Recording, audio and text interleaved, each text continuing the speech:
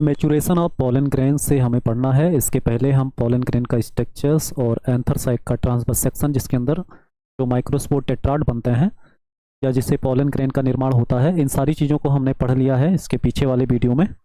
ये सारी चीज़ें हो चुकी हैं। ये चैप्टर फर्स्ट का है, sexual reproduction in flowering plants, जिसमें ये सारे टॉपिक हो चुके हैं, यहाँ पर आप देख पा रहे हैं। और इसके आगे का जो टॉपिक है उसको हम पढ़ते हैं। यहाँ तक हमने देखा कैसे एंथरसाइक का ट्रांसवर्स सेक्शन काटेंगे तो उसमें वाल कितने होते हैं, एपिटम लेयर क्या है, पोलन ग्रेन मदर सेल में मियोसिस होकर के कैसे माइक्रोस्पोर टेट्राड बनते हैं, और इसी माइक्रोस्पोर टेट्राड से कितने 4 पोलन ग्रेन बनते हैं। तो ये सारी चीज़ें हमने पोलन ग्रेन के बारे में पढ़ लिया। अब पोलन ग्रेन का स्ट्रक्चर हम पढ़ते हैं, तो पोलन ग्रेन का स्ट्रक्चर कुछ इस तरह से होता है। अब इसके आगे हम मैचुरेशन ऑफ पोलन ग्रेन पढ़ेंगे। आप देखेंगे यहाँ पर कि जो पोलन ग्रेन होता है वो जनरली स्फेरिकल इन स्ट्रक्चर होता है।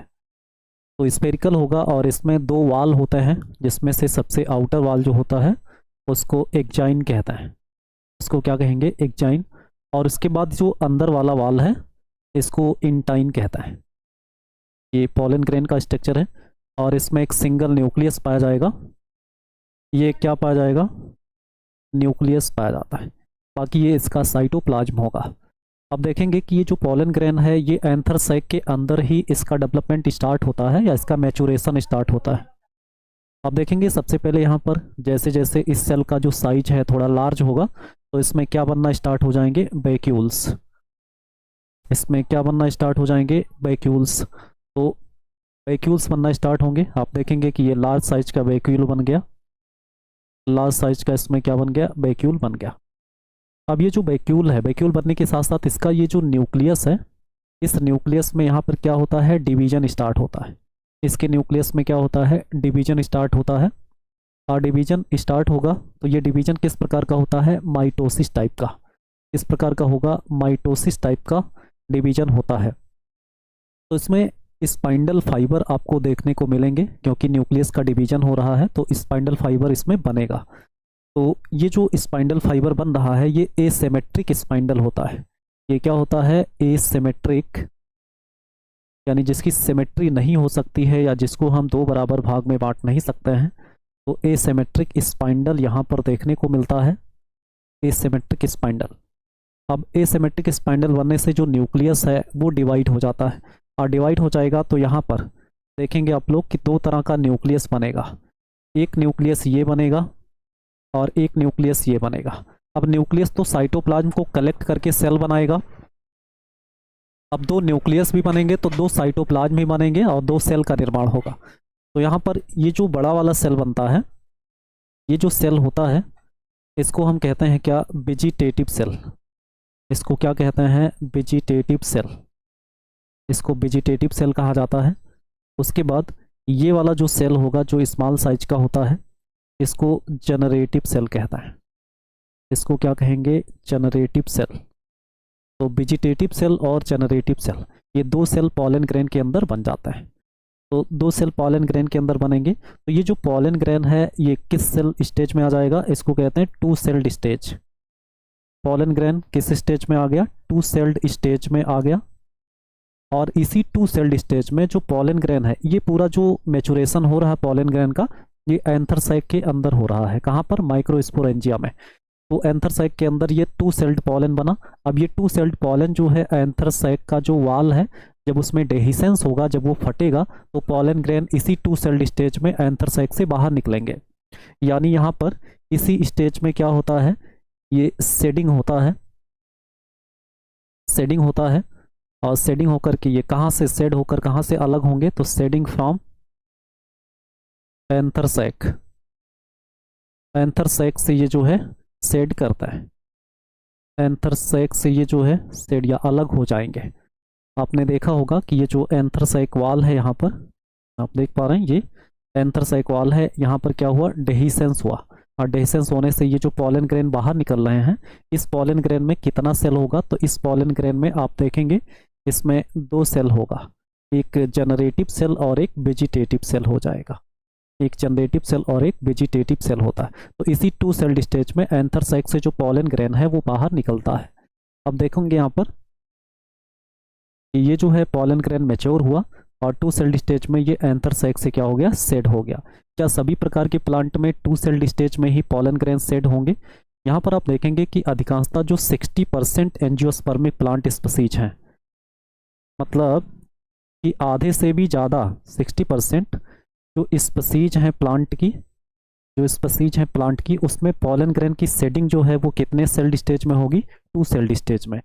बाकी जो होता है, बाकी जो 30% होते हैं उसमें क्या होता है कि ये जो पॉलन ग्रेन है, ये जो पॉलन ग्रेन है यहाँ पे आप देख पाएंगे, ये जो पॉलन ग्रेन है इसमें वेजिटेटिव सेल तो होगा ही, और वेजिटेटिव सेल होता है, और साथ में यहाँ देखेंगे आप लोग कि जो जनरेटिव सेल होता है, जो जनरेटिव सेल होता है वो क्या करता है, तो वो जो है दो मेल गैमीट में डिवाइड हो जाता है।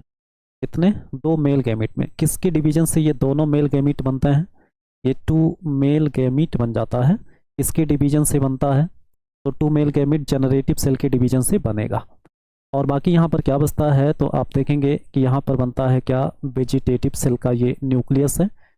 तो इस तरह से आप देख पा रहे हैं कितने सेल इसमें दिखेंगे आपको। तो यहाँ पर टोटल कितना सेल हो जाएगा, 3 सेल्ड। टोटल कितना हो जाता है, 2 सेल से इसमें कितना हो गया, 3 सेल्ड स्टेज हो गया।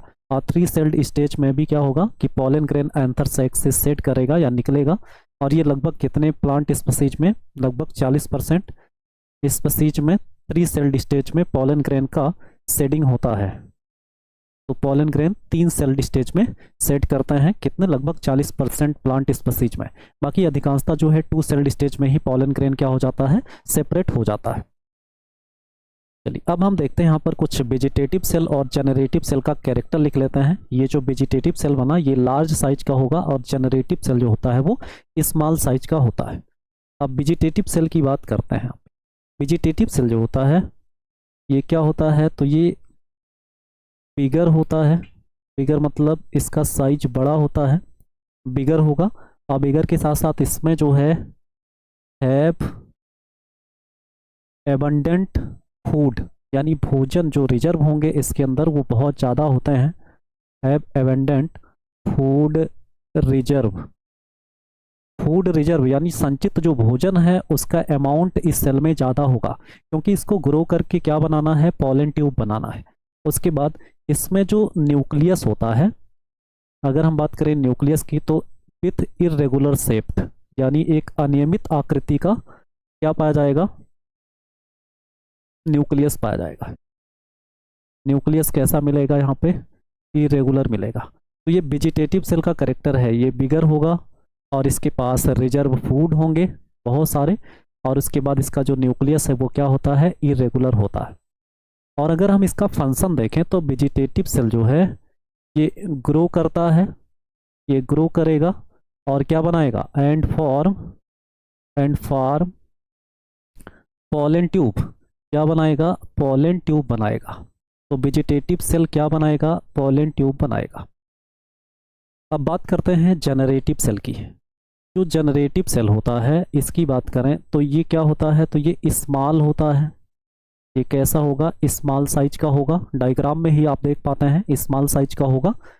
और सबसे बड़ी बात तो ये है कि इसका जो शेप होता है वो स्पाइंडल शेप्ड होता है। वो कैसा होता है, स्पाइंडल शेप्ड होता है। इसका शेप कैसा होगा, स्पाइंडल शेप्ड, स्पाइंडल शेप्ड होगा, यानी स्पाइंडल के शेप का होगा। इसमें लगभग दोनों सिरा पतला होता है और बीच वाला मोटा होता है, तो स्पाइंडल शेप्ड हो जाएगा। उसके बाद इसकी और क्या करेक्टर है, तो इसमें क्या पाया जाता है, डेंस साइटोप्लाज्म। इसमें क्या पाया जाता है, डेंस साइटोप्लाज्म पाया जाता है। क्या मिलेगा, डेंस साइटोप्लाज्म मिलेगा। और क्या करेक्टर है इसका, ये जो है फर्दर, ये जनरेटिव सेल ही होता है जो आगे चल करके 2 सेल में डिवाइड होता है। यानी ये फर्दर जो है डिवाइड होगा किसमें, तो फर्दर मतलब आगे, आगे चल करके ये फिर डिवाइड होगा किसमें, divided into 2 male gamete. 2 male gamete में ये क्या हो जाएगा, डिवाइड हो जाएगा। यहाँ पर आप देख पा रहे हैं ये जो 3 सेल्ड स्टेज है इसमें जनरेटिव सेल ही होता है जो 2 मेल गैमीट बनाता है, और 2 मेल गैमीट और एक क्या होता है, ये कौन सा न्यूक्लियस है, ये वेजिटेटिव सेल का न्यूक्लियस है। इससे इसमें कितने सेल्ड हो जाते हैं, 3 सेल्ड स्टेज, और लगभग 40% प्लांट स्पीसीज में ये 4 सेल्ड स्टेज में ही इसका डेhiscence होता है। तो इस तरह से ये जो है पॉलन ग्रेन का मैचुरेशन है कि किस तरह से पॉलन ग्रेन एक सिंगल सेल से 2 सेल्ड या 3 सेल्ड स्टेज में कन्वर्ट होते हैं और एंथर सैक से अलग हो जाते हैं, पॉलिनेशन के लिए तैयार हो जाते हैं। अब यहाँ पर हम बात करते हैं कुछ पॉलन एलर्जी के बारे में। कुछ ऐसे भी प्लांट होते हैं जिनका पॉलन ग्रेन क्या होता है, एलर्जिक होता है। एलर्जी का मतलब होता है कि अगर वो पॉलन ग्रेन एयर में है और पर्सन उस एयर को इनहेल कर लेता है तो इनहेल करने से उसमें कुछ रेस्पायरेशन से संबंधित कुछ डिजीजेस देखने को मिल जाते हैं। तो यहाँ पे कुछ प्लांट है जिसके पॉलन एलर्जिक होते हैं, तो उसको हम देखेंगे यहाँ पर। जैसे यहाँ पर किसका नाम आ जाएगा, वैसे तो बहुत सारी जातियाँ हो सकती हैं, चीनोपोडियम भी हो सकता है, पार्थेनियम भी हो सकता है। तो यहाँ पे pollen grain of some species, pollen grain of some species क्या होता है, ये आर एलर्जिक होता है। क्या होता है, एलर्जिक होता है। pollen grain of some species are allergic होता है। उसके बाद देखेंगे अगर ये एलर्जिक होगा तो क्या काज करेगा, क्या कोई डिजीज भी होगी इसमें। तो यहाँ पर देखते हैं दे काज क्या काज करेगा ये, तो ये क्रोनिक रेस्पायरेटरी डिसऑर्डर, क्या काज करेगा, chronic respiratory disorder, chronic respiratory disorder क्या काज करेगा। जो पॉलन है वो क्रोनिक रेस्पायरेटरी डिसऑर्डर यानी लंबे समय तक श्वसन से संबंधित प्रॉब्लम क्रिएट करेगा, ये पॉलन ग्रेन जो एलर्जिक होगा। और ये डिसऑर्डर में क्या क्या आता है, जैसे आप देखेंगे इसका एग्जाम्पल क्या है, जैसे यहाँ पे अस्थमा हो गया, ये क्या हो गया, अस्थमा हो गया। उसके बाद ब्रोंकाइटिस हो गया, ये ब्रोंकियाई क्या है, इसको जो है जिससे हवा लंग्स में पहुँचती है तो ये ब्रोंकाई हो जाएगा, ब्रोंकाई के से संबंधित डिसऑर्डर हो जाएंगे। तो ये सब जो है ऐसे एलर्जिक पॉलन से हो सकता है। और एग्जाम्पल की बात करें तो कौन सा प्लांट है जिसका पॉलन एलर्जिक होगा, तो इसका एग्जाम्पल हम देखें तो ये एनसीईआरटी की लाइन में आपको मिलता है पार्थेनियम। क्या मिलेगा, पार्थेनियम मिलता है, पार्थेनियम। ये जो पार्थेनियम होता है, पार्थेनियम क्या होता है, पार्थेनियम को जो है कैरेट ग्रास भी कहता है। क्या कहते हैं, ये कैरेट ग्रास भी कहते हैं। और इसकी फैमिली क्या है, तो ये किस फैमिली का मेंबर है, तो इसकी फैमिली है कंपोजिटी। किस फैमिली का मेंबर है, ये कंपोजिटी का मेंबर है। कंपोजिटी पुराना नाम है इस फैमिली का, और इस फैमिली का नया नाम अगर देखें तो इसको कहते हैं एस्टेरेसी। इसको क्या कहते हैं, एस्टेरेसी कहता है। तो पार्थेनियम या जो कैरेट ग्रास है इसका जो पॉलन है वो एलर्जिक होता है।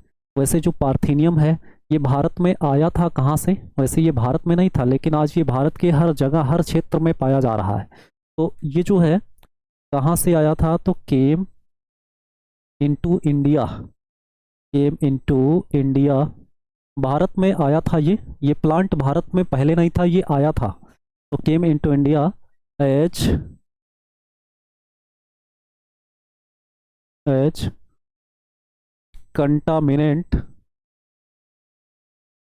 Contaminant with imported wheat. इसके साथ आया था गेहूं, जो निर्यात मतलब जो विदेशों से गेहूं मंगाया जा रहा था उस गेहूं के साथ ये पार्थेनियम भी चला आया था भारत में। तो यहाँ पे क्या हो जाएगा, इम्पोर्टेड व्हीट के थ्रू ये भारत में आया था ये प्लांट। और आज इसका पॉलन क्या है, एलर्जिक है, और ये आज भारत में हर जगह पर पाया जाता है। तो इसका मतलब इसका जो हैबिटाट है आज के समय में वो क्या है, हैज बिकम यूबिक्यूटस, यानी हर जगह आपको मिलेगा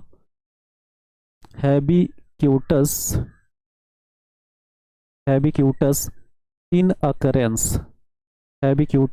अकरेंस हो जाता है, ये बिकम यूबिक्यूटस इन अकरेंस। और इसका जो पॉलन है वो क्या करता है, पॉलन एलर्जी जैसे अस्थमा और ब्रोंकाइटिस जैसे सिम्टम्स आते हैं इसको इनहेल करने से। अगर इसके पॉलन ग्रेन को हम हवा के साथ इनहेल कर लेते हैं तो इससे क्या हो सकता है, हमें अस्थमा या ब्रोंकाइटिस जैसी समस्या हो सकती है। तो ये क्या काज करता है, पॉलन एलर्जी काज करता है। तो इस तरह से ये पॉलन ग्रेन की एलर्जी हो जाएगी।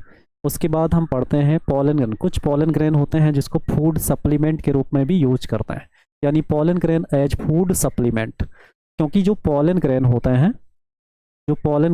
हैं ये क्या होते हैं, रिच इन न्यूट्रिएंट्स होता है। इसमें पोषक पदार्थों की मात्रा बहुत ज़्यादा होती है, जिससे इसका पॉलन टेबलेट या पॉलन सिरप के रूप में मार्केट में ये पाया जाता है, जिसको फूड सप्लीमेंट के रूप में यूज करता है। तो ये क्या हो जाएगा, इसका यूज किस फॉर्म में किया जाता है, तो यूज्ड एज पॉलन टेबलेट। इसके रूप में पॉलन टेबलेट के रूप में, पॉलन टेबलेट या फिर सिरप के रूप में, इसके रूप में पॉलन टेबलेट ORR सिरप के रूप में, एज फूड सप्लीमेंट के रूप में। मतलब फूड सप्लीमेंट, अगर भोजन से आपको पर्याप्त पोषक पदार्थ नहीं मिल पा रहे हैं तो मार्केट से आप पॉलन टेबलेट या पॉलन सिरप को ले आओ, तो उसमें सारे न्यूट्रिएंट्स मिल जाएंगे जो आपके लिए ज़रूरी होंगे। तो फूड सप्लीमेंट हो जाएगा, फूड सप्लीमेंट। उसके बाद फिर हम देखते हैं ये वेस्टर्न कंट्री में इसका यूज जो है होता है in western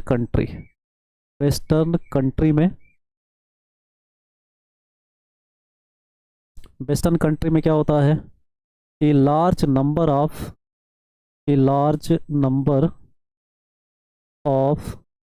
pollen product, a large number of pollen product in the form of tablet, इसके रूप में, तो in the form of tablet के रूप में, एंड सिरप के रूप में, और किसके रूप में, सिरप के रूप में अवेलेबल होता है। कहाँ पर, मार्केट में, अवेलेबल इन द मार्केट हो जाएगा। तो मार्केट में ये अवेलेबल होता है। यहाँ पर एक पॉइंट है, कुछ क्लेम मिलता है कि जो एथलीट्स होते हैं या जो हार्स जब रन करता है तो उसको पॉलन टेबलेट दे देने से उसमें पावर ज़्यादा हो जाता है। तो यहाँ पे आप देखेंगे एक पॉइंट और भी NCERT की लाइन, जिसमें देखेंगे pollen has been claimed to increase the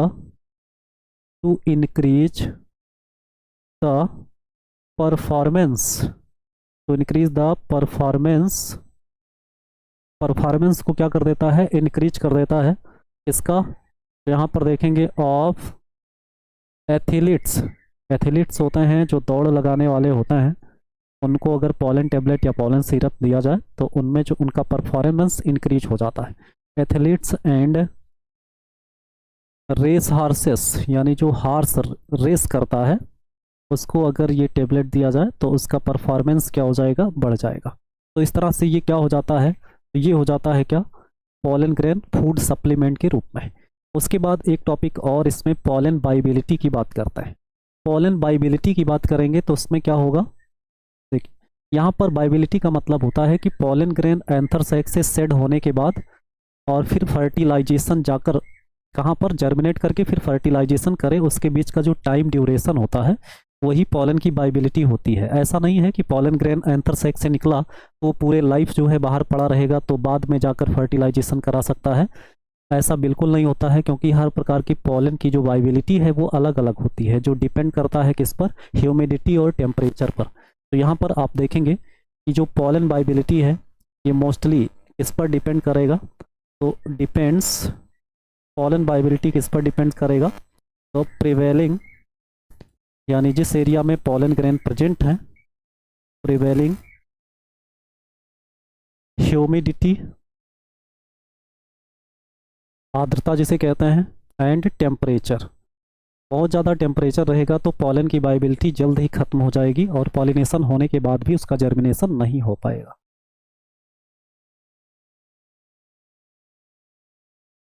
temperature. तो जो प्रिवेलिंग ह्यूमिडिटी और टेम्परेचर है ये डिपेंड करेगा कि पॉलन की वाइबिलिटी कितनी होगी। यहाँ पर आप देखेंगे कुछ प्लांट्स का एग्जांपल देखते हैं, जैसे यहाँ पर सीरियल्स हो गया। क्या हो गया? सीरियल्स। सीरियल्स मतलब जो अनाज वाले पौधे हैं, जैसे इसमें क्या आता है, राइस आ जाएगा, व्हीट आ जाएगा। राइस और व्हीट की बात करते हैं तो जो पॉलन की वाइबिलिटी होगी, इसकी जो पॉलन वाइबिलिटी होगी वो कितनी होगी, तो यहाँ पे अबाउट 30 मिनट्स। कितना मिनट्स हो जाएगा? 30 मिनट्स। पॉलन की वाइबिलिटी कितनी हो जाएगी? 30 मिनट्स होती है इसकी।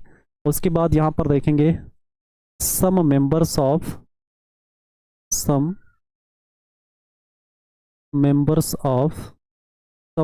ऑफ यहाँ पे कुछ फैमिली का नाम आपको मिलेगा। जैसे यहाँ पर आप देखेंगे क्या, रोजेसी हो जाएगा। उसके बाद आ जाएगा सोलेनेसी के मेंबर्स में। उसके बाद आ जाएगा लेगुमिनोसी के मेंबर्स में। ये प्लांट की फैमिली है और इस प्लांट की फैमिली में क्या होगा, पॉलन जो है वो बायोएबल होगा कुछ मंथ के लिए। तो पॉलन बायोएबल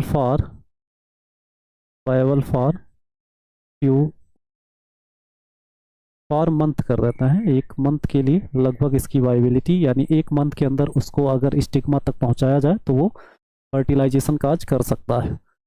उसके बाद फिर हम देखते हैं जो पॉलन होता है कुछ प्लांट की जातियों को कंजर्व करने के लिए उसके पॉलन को क्या करते हैं, प्रिजर्व करता है, जिससे पॉलन बैंक बनता है। जैसे स्पर्म बैंक, सीड बैंक, ये सब होता है जिसमें हम स्पर्म या सीड को कलेक्ट करके और उसे एक मीडियम में प्रिजर्व कर लेते हैं, जिससे उसकी वाइबिलिटी बनी रहती है और बाद में हम उसका यूज कर सकते हैं। तो ऐसे ही पॉलन ग्रेन को भी क्या करते हैं, पॉलन बैंक में कंजर्व करता है। तो यहाँ पर आप देखेंगे कि जो पॉलन ग्रेन है पौधे का, अगर उसको हमें प्रिजर्व करना है तो उसको हम कितने टेम्परेचर पर प्रिजर्व कर सकते हैं। तो यहाँ पर देखेंगे जो पॉलन होता है, पॉलन स्टोर्स, इसको स्टोर कर सकते हैं in liquid nitrogen. Liquid nitrogen का टेम्परेचर कितना होता है, तो -196 डिग्री सेल्सियस होता है। लिक्विड नाइट्रोजन में इसको क्या कर सकते हैं, प्रिजर्व कर सकते हैं और प्रिजर्व करके इसे बाद में हम पॉलिनेशन के लिए यूज कर सकते हैं। यानी सच stored pollen can be used as इसके रूप में यूज कर सकते हैं यहाँ पर पॉलन बैंक के रूप में। यानी बहुत सारे प्लांट स्पीसीज के पॉलन को अगर आप कलेक्ट करते हैं, इतने टेम्परेचर पर उसे स्टोर करते हैं, तो वहाँ क्या बन जाएगा, पॉलन बैंक बन जाएगा। और उस पॉलन बैंक से हम जो है आवश्यकता पड़ने पर किसी भी प्लांट स्पीसीज के पॉलन को प्राप्त कर सकते हैं। जैसे यहाँ पर किसके सिमिलर हो जाएगा, पॉलन ग्रेन को किसके सिमिलर स्टोर कर सकते हैं, जैसे सीड बैंक करता है, जैसे हम सीड, किसी भी प्लांट के सीड को स्टोर करता है। उसके बाद जैसे हम किसी भी क्रॉप ब्रीडिंग प्रोग्राम में किसी भी फसल को जब हम ब्रीड कराते हैं, अलग अलग फसलों की वैरायटी तैयार करते हैं, तो हमें अलग अलग वैरायटीज के पॉलन की ज़रूरत होती है। तो उस पॉलन को हम पॉलन बैंक से प्राप्त कर सकते हैं और क्रॉप को इम्प्रूव कर सकते हैं। यानी यहाँ पे इसमें यूज हो जाएगा पॉलन बैंक। यहाँ पर क्रॉप ब्रीडिंग